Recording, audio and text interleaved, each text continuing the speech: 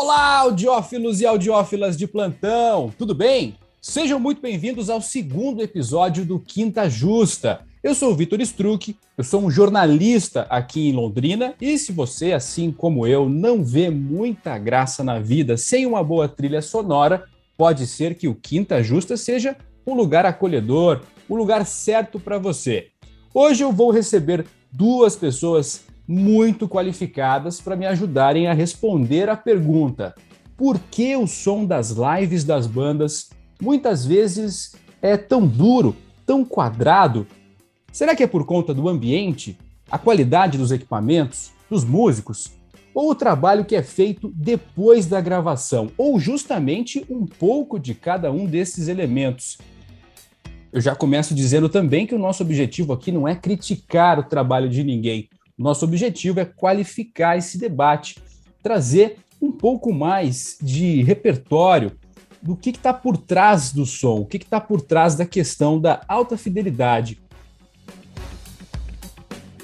Por conta disso, eu recebo dois convidados muito importantes aqui para a música de Londrina. Eu já quero começar agradecendo a presença do Luciano Galbiati e do Marco Aurélio Chiara Silva, também conhecido como Marquinho. Bom dia, boa tarde, boa noite, meus amigos, tudo bem? Olá, e aí, Vitor? E aí, Marco? Tudo bem?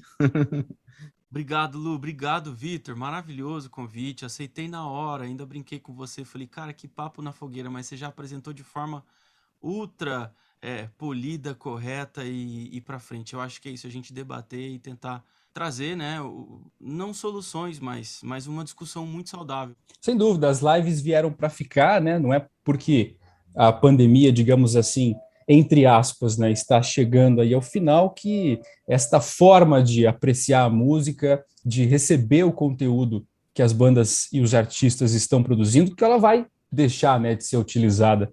Acredito que pelo contrário, né? E hoje em dia, trazendo hoje em dia, o que está por trás, o que define e torna esse som assim um pouco duro? O que as pessoas querem dizer com isso? Vamos começar pelo Luciano, pode ser? Pode ser. Vamos aí.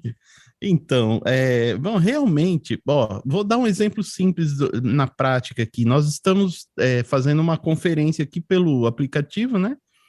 Pela rede. Eu estou no meu estúdio, você está na sua casa, o Marco está no estúdio dele.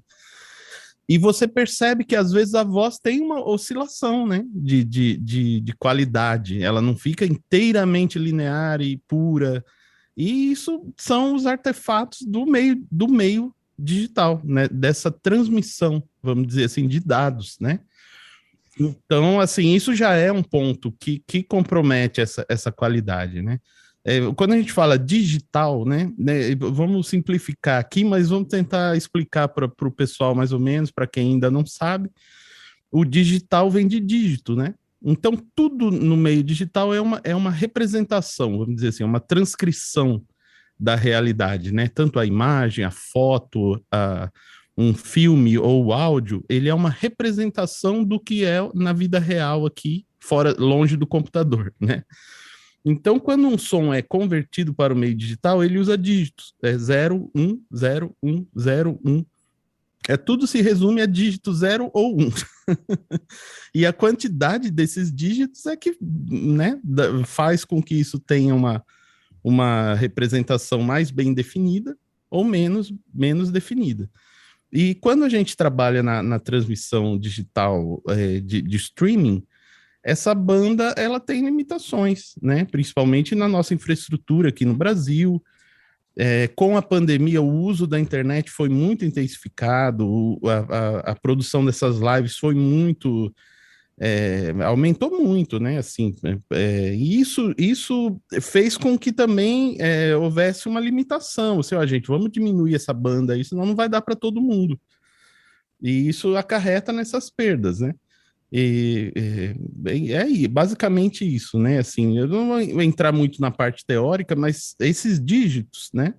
Quando a gente está falando do áudio de CD, por exemplo, a gente tem 16 bits, que são 16 janelinhas dessas de bits, vamos dizer assim, de quantidade, né? Do som, 16. Esses 16 bits, eles são lidos a 44.100 vezes por segundo. É muito rápido essa leitura. Cada leitura dessa capta 16 bits. Então, isso dá um fluxo ali de dados, né, no CD, e que é linear. A gente chama de PCM, né? É um código linear de leitura, né? Quando a gente passa para essa transcrição da transmissão, vamos dizer assim, ou do MP3 ou do AAC, que é o codec de áudio que o YouTube usa, que a gente tem usado nesses programas de codificação, né? Para o áudio ao vivo, digital ao vivo, né? De streaming, existe um outro cálculo que chama-se bitrate, que é a velocidade de bits que é lida por segundo. Então, isso também causa uma perda nessa qualidade. Além do que, a gente pode falar mais sobre isso, são limadas algumas frequências que, teoricamente, dizem que o ouvido humano não ouve, né, Marco? Mas que a gente sabe que essas frequências fazem muita diferença na percepção dos timbres, na percepção da profundidade do som.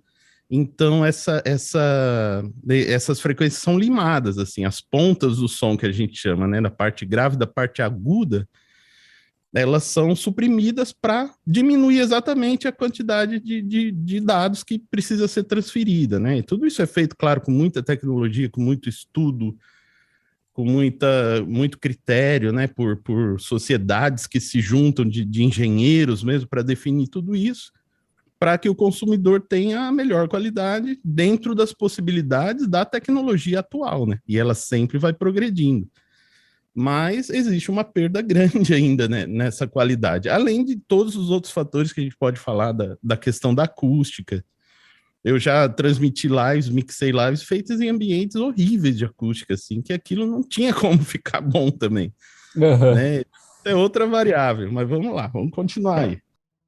Caramba, sabia que os convidados iriam acrescentar muito, cara. Que legal. E você, Marquinho, o que você tem percebido e também quais são as suas perspectivas aí? Olha só, que interessante, né? Você me convidou numa mesma época que eu tava troco muita figura com meu pai, ele não é do meio, mas meu pai é um físico e sempre muito atento. E a gente sempre fala disso, né? E a gente tava comentando que a gente... tecnicamente eu não tenho essa confirmação, mas a gente acredita que o YouTube ele dá prioridade para alguns canais, vamos falar assim, de uma forma popular, que abrangem mais, que tem mais audiência. Eu tenho uma baita desconfiança disso. E quando a gente ainda não é alguém de uma audiência específica, por exemplo, então você não tem aquela prioridade sonora. E quem perde nesse momento, o Lu já estava até muito bem explicando isso, são as extremidades. Hoje estou falando de frequência, né? Então você pega as extremidades lá, os graves e os agudos. Então o som já começa a ficar mais chapado ali, entendeu? O som fica mais ceifado, fica super limitado.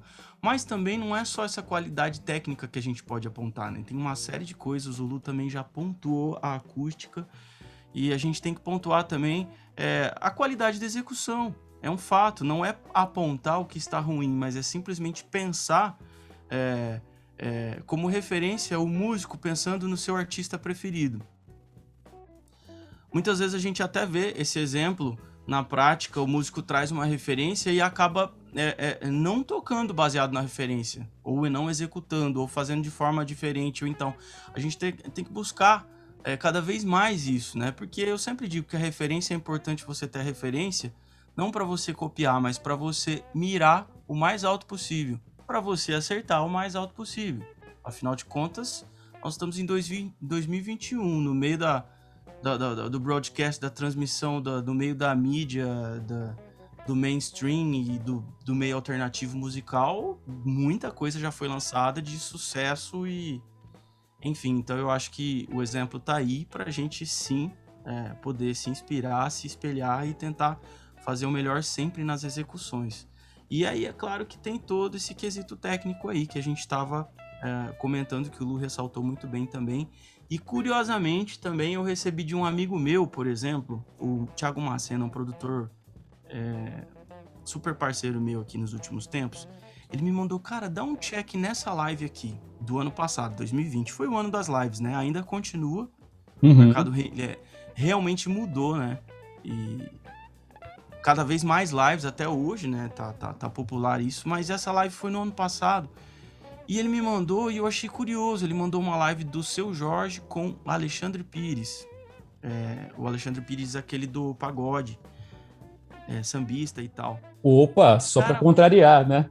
Só para contrariar, realmente, exatamente. Realmente, é a carreira solo dele e parece que ele tem uma grande parceria com o Seu Jorge, da MPB, do samba também, enfim. E eu não sabia dessa parceria. Caracas, eu fui assistir essa live, olha, chega a arrepiar de pensar como são dois grandes artistas, como tá tudo muito bem executado, musicalmente, artisticamente falando, e a qualidade técnica simplesmente impecável. A live passa em 3 ou 4 ambientes, todos eles com uma estrutura técnica incrível e com um som muito, mas muito, muito limpo. Muito próximo da realidade. Vale a pena dar um check nessa live. Eu tô fazendo propaganda de graça aqui.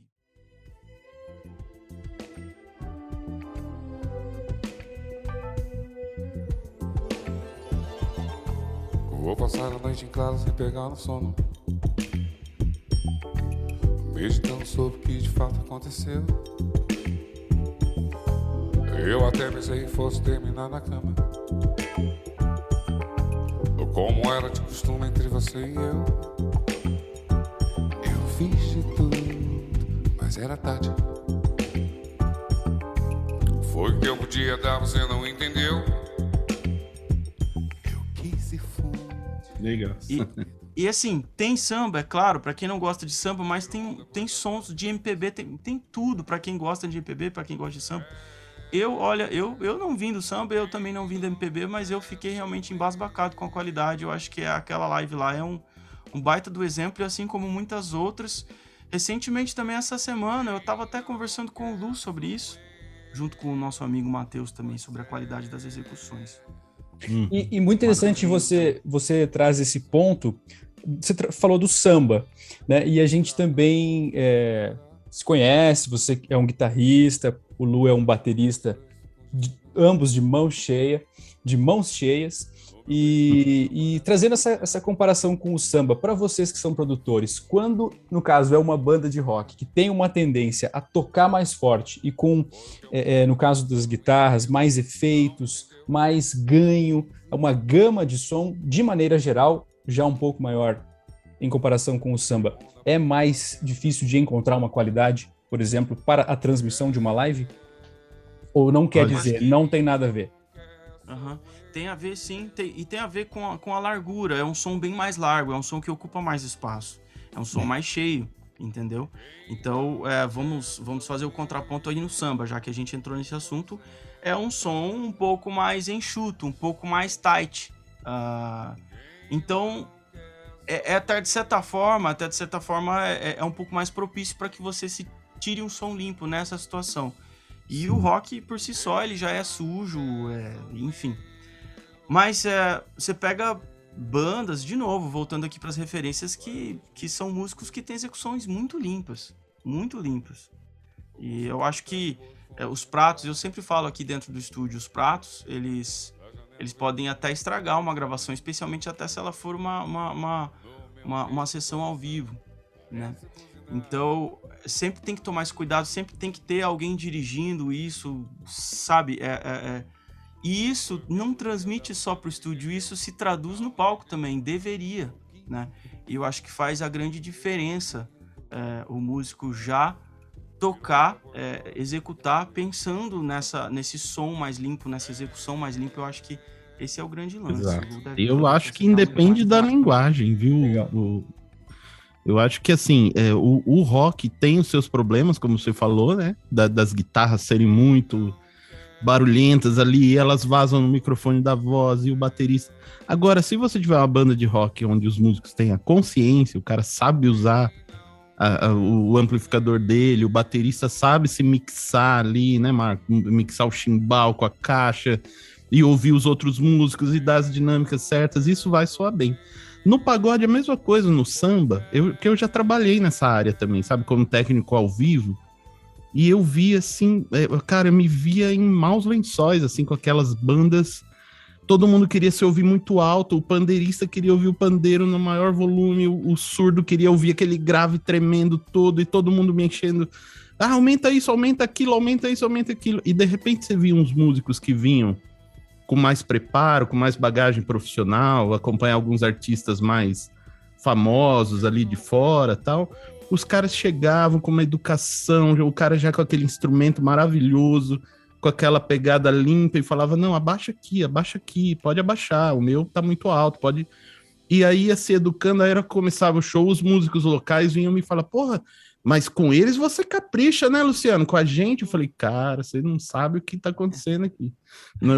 É a mão, cara, é a mão. Tanto no rock como no samba, a execução é muito importante. E isso que a gente estava conversando, né, Marco, sobre hoje em dia os músicos não são tão preparados para execuções ao vivo como era antes, né? Quando o cara tinha um gravador de rolo lá que ele dava um rec e tinha que sair tudo pronto, entendeu? Hoje em dia você Sim, grava o cara, depois você vai editar, né? Ah, depois você vai afinar a minha voz, né? Putz, aí isso gera. antigamente só tinha uma chance, né? E o custo ali da gravadora. Então ele estava Sim, correndo contra o tempo, né? Então os bons eram talvez mais privilegiados ainda, exato. chamados e tudo mais, né? É. Perfeitamente. Eu só queria pontuar também, gente, nessa questão da live, a acústica, ela é um fator, né? E que ele trabalha contra e a favor, né? Assim, num show ao vivo, você tá lá vendo o artista, o cara tem um puta de um PA com os alto-falantes de 18 polegadas ali, mais de 30 batendo, que seu coração até pula do peito, era que bate aquele bumbo e tal. E você tá num ambiente de emoção, todo mundo bebendo ali e tal. O show dá uma emoção, né? Aquilo passa Nossa, o cara é demais, o cara é demais. Mas aquilo é uma série de estímulos psicoacústicos, né? Que chegam até a pessoa e faz aquele resultado, aquela luz imensa, né? Aquela impressão, né? De um show ao vivo. Na live, isso se perde completamente. A transcrição da pessoa, da audiência para quem está executando, você cria uma parede, né?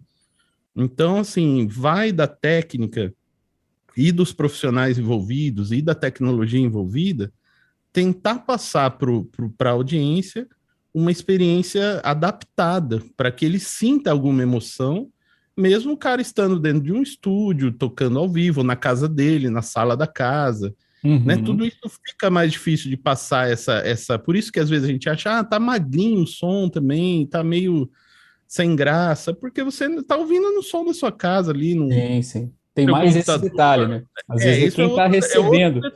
quem está Exato, recebendo o som também está recebendo de uma forma exato. que é pelo celular ou um fone muito Sim, ruim. Mas, claro, também a gente destaca aqui essa questão da perspectiva temporal, né? Que um disco de vinil é feito para durar décadas, um CD também décadas, um pendrive, um MP3 também alguns anos, pelo menos. E a live, quem sabe, uma execução, uma vez, uma noite, né?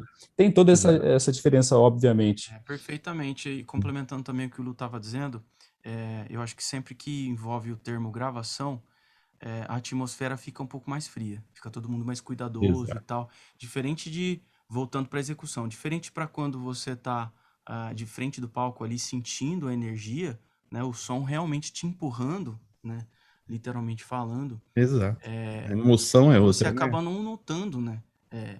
Essa execução tá um pouco mais suja, essa execução tá mais Isso, limpa e tal. exato. Mas a partir do momento que se você tem que traduzir tudo isso para mídia, né, para uma transmissão, ou para uma gravação, para uma sessão gravada, exige demais o polimento na execução e na qualidade técnica.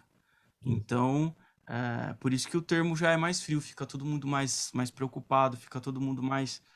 E aí vai da experiência, né? Da experiência dos profissionais e dos músicos e tal. Recentemente, essa semana, lançou uma execução daquele canal da. Como que é o nome? A Tiny Desk, eu acho que é uma rádio, né? Da NPR. Com Nossa, a. fantástico, né? É Muito legal. fantástico. E eu procuro assistir muito, muito, muito. Eu acho que muita gente assiste, consome aquele material que é maravilhoso. Eu já me fugiu o nome. Quem que foi lançado essa semana mesmo? A Camila Cabello. E já não é um estilo que eu não ouço tanto. Tô procurando ouvir mais para ficar cada vez mais antenado. É um som pop, que vem de um som latino, mas tudo culmina no pop. E eu sempre digo também, execuções ao vivo e tal, quanto maior for a banda, mais difícil é. E se você for contar quantos músicos tem a banda, ela já começa o Pocket Show dizendo muito obrigado pela minha grande banda. Porque realmente ali deve ter umas 12 pessoas tranquilamente, se não for mais, eu não contei exatamente. A Nossa. limpeza, a clareza da execução é inacreditável, inacreditável. Um grave puro, limpo, que realmente está tudo ali, tudo foi executado. Não tem maquiagem, não tem... existe uma pós-produção diferente de uma live transmitida. Mas, de novo, aí voltando para o quesito execução.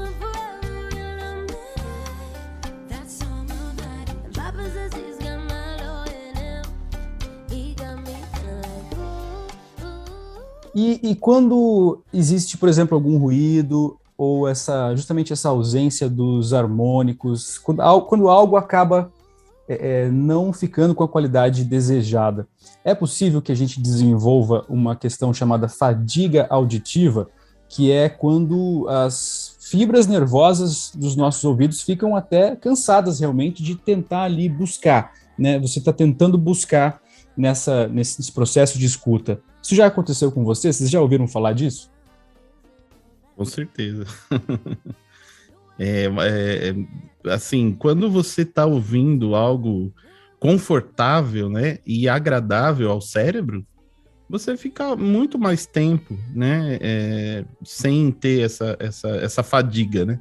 E quando você está assistindo um vídeo, assistindo um show ou uma live, e o negócio tá estranho, e tem um ruído, e tem um erro de codificação, alguma coisa, cara, você não aguenta, né, 5 segundos, você ouve um pouquinho ali, já estressa, é algo desagradável, a gente gosta de coisas, está buscando um entretenimento para ter um conforto, para ter uma sensação, uma experiência, né, e se você não tem isso, realmente fica chato, né, as pessoas não têm mais paciência e é uma questão fisiológica mesmo, igual você falou, é uma fadiga, o cérebro cansa. Aí não funciona. Eu como técnico, assim, eu tenho uma experiência com lives, assim, algumas foram muito difíceis, assim, porque você tá ouvindo no teu fone de referência, tá lindo, tá tudo bonito, aquele grave profundo, e a hora que você vai ouvir no YouTube, nas redes, o negócio tá assim, né, seco daquela forma, sem aquela vida que você estava ouvindo, né? Eu consegui um resultado, a gente já falou disso, isso é parte da codificação, né?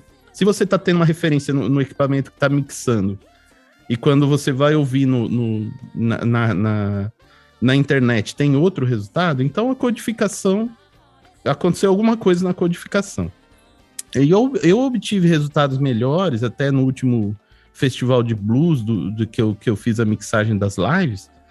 Eu monitorei depois da codificação. Eu monitorei do computador da equipe que estava transmitindo, não do meu equipamento. Porque se eu ligar o fone na minha mesa ali, vai ficar lindo. Perfeito. Olha que dica de ouro, hein? Olha que dica de ouro que você está dando. É uma dica legal, vale a pena fazer isso. Então, quando eu comecei a mixar depois da codificação, uma coisa que a gente não falou também, que é muito importante, é a questão do volume, né, Marco? Hoje em dia, os volumes são medidos de outra forma, não é só pico, só SPL, só RMS, que é a sensação auditiva. Isso é medido no tempo, então as oscilações E aí, cara, a hora que eu comecei a monitorar depois da codificação, mudou toda essa relação. Eu tive que tirar volume. A hora que você tira o volume, o som enche mais.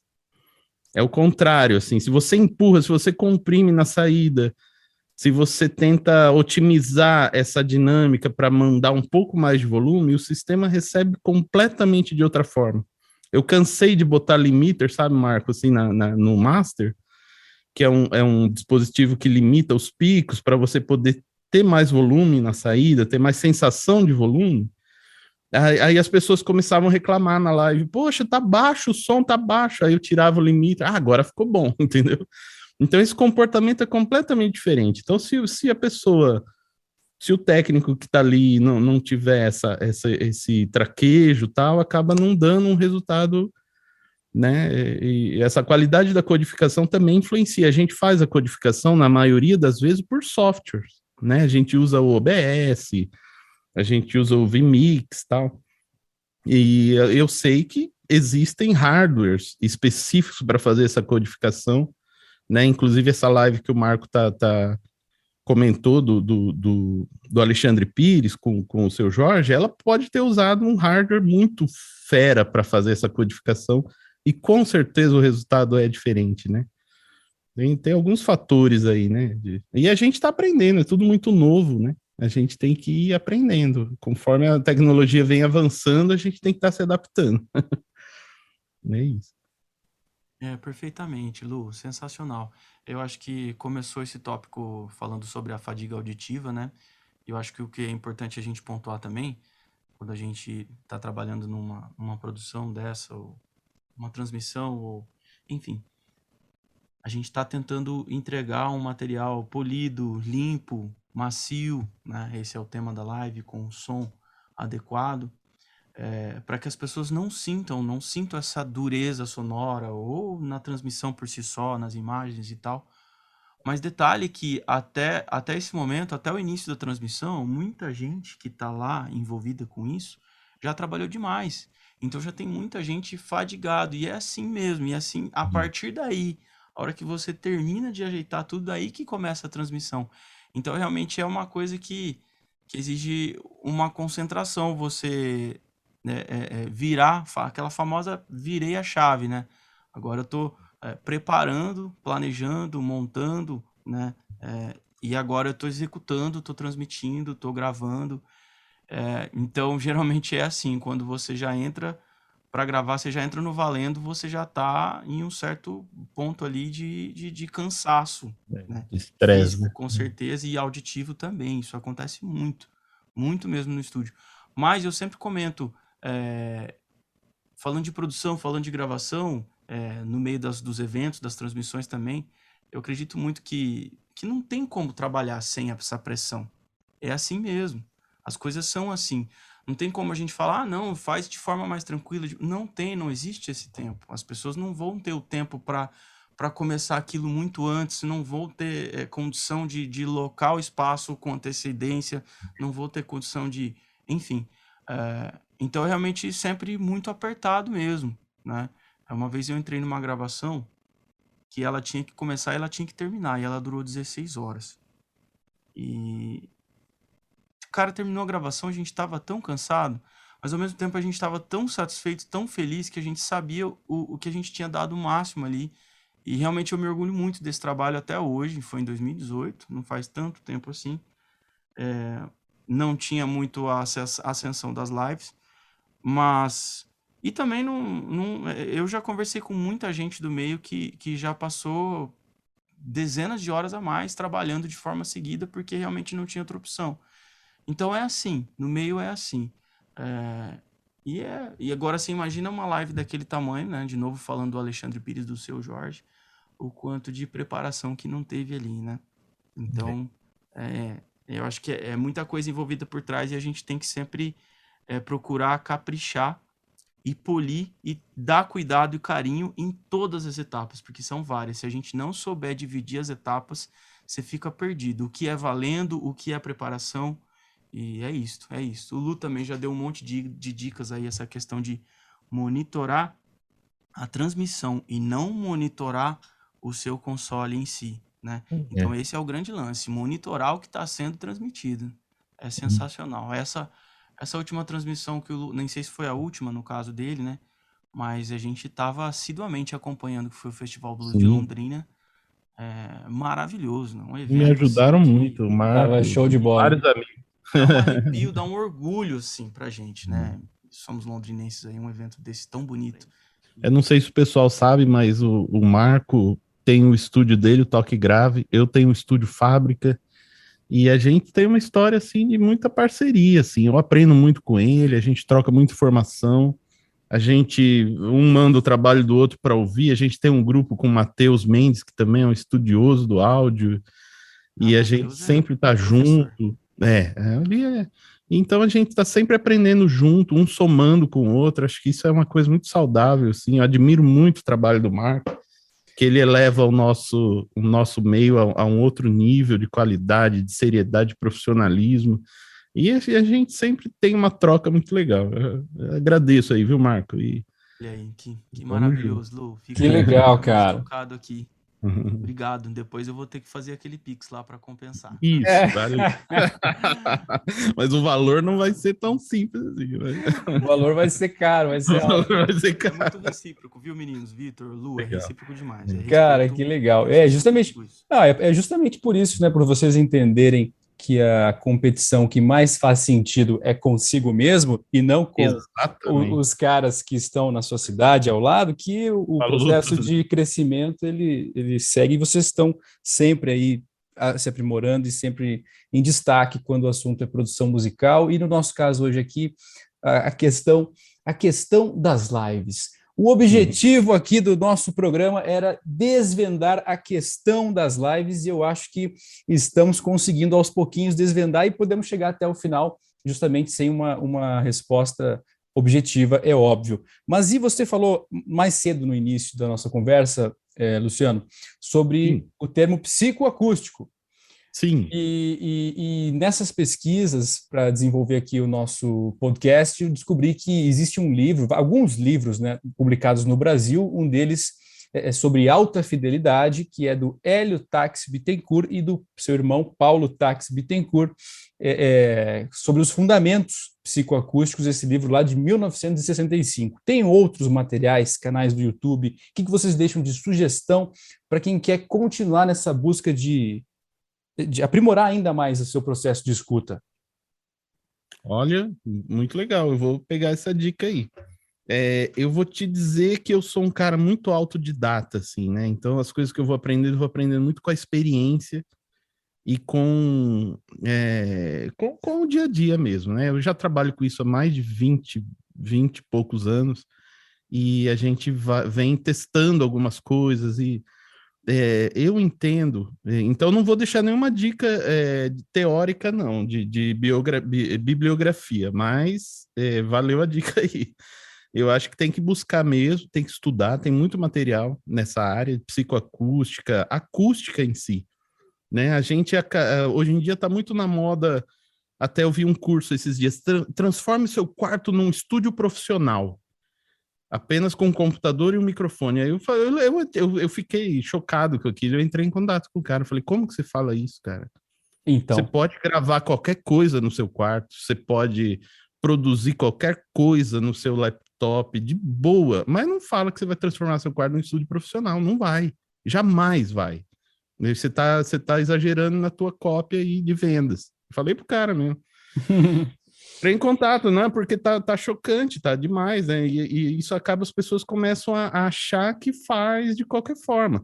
Quando eu entrei no Toque Grave, o que eu falei pro Marco? Falei, cara, que sala que tem um som agradável, Marco, que legal. Você sente a acústica, você que trabalha com isso, que vivencia isso, você sente o efeito que a acústica faz no material, no som. Quando você capta alguma coisa. A minha sala aqui, eu sei o resultado acústico que ela traz, né? E antigamente, quando não tinha a eletrônica, quando só tinha os instrumentos e a audiência estava ali ao vivo, a acústica era a parte primordial da música, do áudio, né? Então, o resultado que isso dá... Eu lembro de uma vez que a gente estava gravando Primos da Cida, num estúdio grande em São Paulo, E assim, a gente estava na dúvida se usava o Pro Tools ou se usava um gravador maravilhoso de rolo que tinha, um Studer dos sonhos ali, né? E assim, a gente falou, vamos gravar nos dois, vamos ouvir e vamos pesar, porque a gente estava aprendendo também, a gente queria saber o resultado.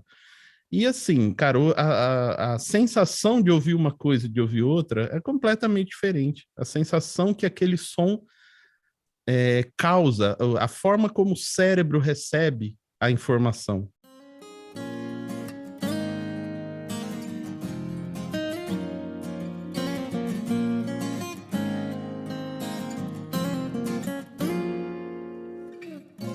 Havia lá um poço de motivos, correndo o risco de me convencer. Qual era a sensação no Pro Tools e qual era a sensação no gravador?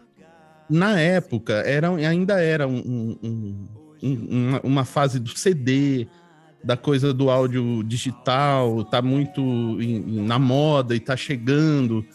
E a gente buscando uma melhor qualidade, vamos dizer assim, um som mais claro, mais limpo, a gente ouvia o do Pro Tools e via tudo que a gente estava pensando ali, né? De frequência, de definição do som. E no analógico, a gente ouvia um som lindo, maravilhoso, mas a gente perdia alguma coisa da dureza dos agudos, que hoje a gente sabe que é muito benéfico isso, né? A gente usa plugins simulando isso para tirar essa dureza. Mas na época a gente queria essa dureza, a gente queria essa definição, a gente optou pelo Pro Tools. A gente viu que gravando no meio digital, a gente ia ter um som mais limpo, com menos ruído de fundo e com um pouco mais de definição. E o som analógico, apesar de ser lindo e bonito, não era para aquela linguagem que a gente estava buscando.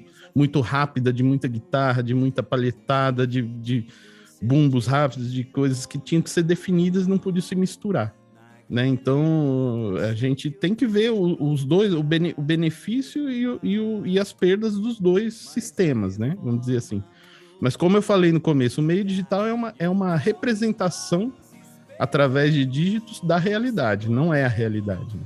O analógico é a realidade, porém, o meio analógico depende de fatores magnéticos, fatores elétricos, e isso também gera artefatos, né? Também gera ruídos, também gera perdas, e então você tem que pesar o que você quer naquele momento, para a linguagem que você está buscando, o que é melhor, o que é pior. Mas os efeitos são muito diferentes, os resultados. Quando você ouve um equipamento feito com a eletrônica, assim, com cuidado, com qualidade, com com um projeto bem pensado, você sente a gente que trabalha com isso, você, né, Marco, a gente dá um ganho ali, dá uma frequência, putz, o seu cérebro já entende aquilo de uma forma amigável, é diferente de você pegar um equipamento que você já liga, já estraga o som, já dá uma torcida diferente, assim, cara, alguma coisa te incomoda, às vezes você nem sabe o que é. Estou indo embora e já vou tarde, só levo na memória o céu daquela tarde. Eu teria tanto pra dizer, mas vou tentar ficar calado. Por vários dias eu tentei mudar, tentei crescer, troquei viver por te ver. Né, às vezes e o som é passivo, cara. Você não decide o que você vai ouvir, o que você não vai. E a partir do momento que você dá o play num negócio, você tá ouvindo. Você não pode olhar para outro lado. É muito difícil. Então, os efeitos da acústica, da eletrônica, de todos os conjuntos, da captação, da qualidade do instrumento do músico, da corda que ele está usando, da pele da bateria, tudo isso influencia de alguma forma. Por mais que a gente não saiba como exatamente, né, mas vale a dica aí de estudar um pouco sobre isso. Por isso que é um mundo tão fantástico, né, cara? E você, Marquinho, tem utilizado também muitos equipamentos e plugins para emular o som antigo, trazer alguma coisa de vez em quando de antigamente?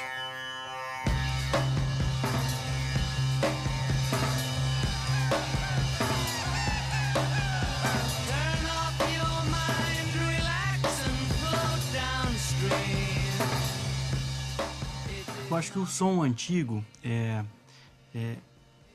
tão difícil a gente conseguir um som antigo, né? Muitas vezes eu já sentei com um cliente aqui e ele me trouxe uma referência Beatles, por exemplo. Minha referência é Beatles. Tá, mas a referência de composição, a referência de sonoridade, não, as duas. Sim. Caras, a gente não vai conseguir tirar um som dos Beatles, né? A gente tá em 2021 e não é uma questão de muita coisa, não só de equipamentos, obviamente. Mas eu acho que essa tecnologia, entre aspas, vamos chamar assim, porque muitos equipamentos e dispositivos de áudio, de gravação, que eram usados na década de 40, mais especificamente de 50 e 60 para cima, são coisas que são usadas até hoje, até em um som moderno que a gente escuta. Os clássicos estão presentes. Uma produção super pop, super polida, super moderna, vai ter passado por todos esses mesmos equipamentos, inacreditavelmente falando, né? E é só que a gente tem um som de 2021, então é uma questão da evolução humana mesmo, da evolução musical. Eu acho que é natural isto, né? E é claro que quando você quer um som menos moderno, um som mais orgânico, um som mais tocado, um som mais calcado no vintage, você tenta buscar isso, menos polimento. Mas eu não posso falar não que você vai usar um plugin e vai tirar um som antigo. Não é assim. Não. Enfim, existe muitas variáveis aí, como a gente já está comentando. Voltando até ao início deste tópico sobre acústica, a acústica ela não influencia só o quesito musical, o quesito execução, o quesito captura. Ela influencia também no quesito monitoração. Então, quem tá comandando, né, essa parte técnica de uma live, de uma transmissão, a acústica influencia totalmente em tudo isso daí. Então é importante a gente sempre ressaltar isso daí, o quão importante é para se tirar um som limpo e, enfim, não é só os equipamentos, é uma acústica, uma série de coisas, e o profissional, a experiência do profissional que está ali, que vai depender de todas essas ferramentas.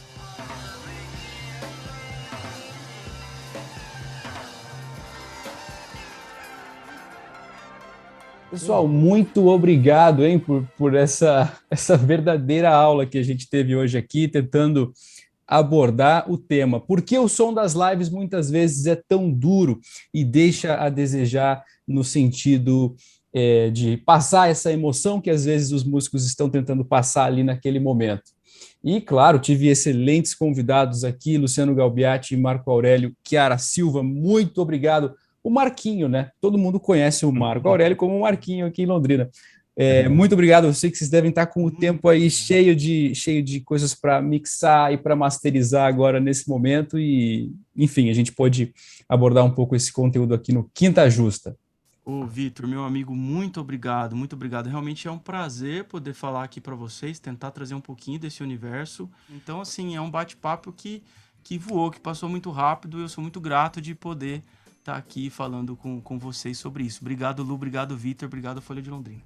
Valeu, Marco. Então, eu digo mesmo, um prazer, um momento especial, já que é um podcast que tão bem feito, tão voltado para isso tudo que a gente está falando, né? Para esses olhos, a arte, a música, né?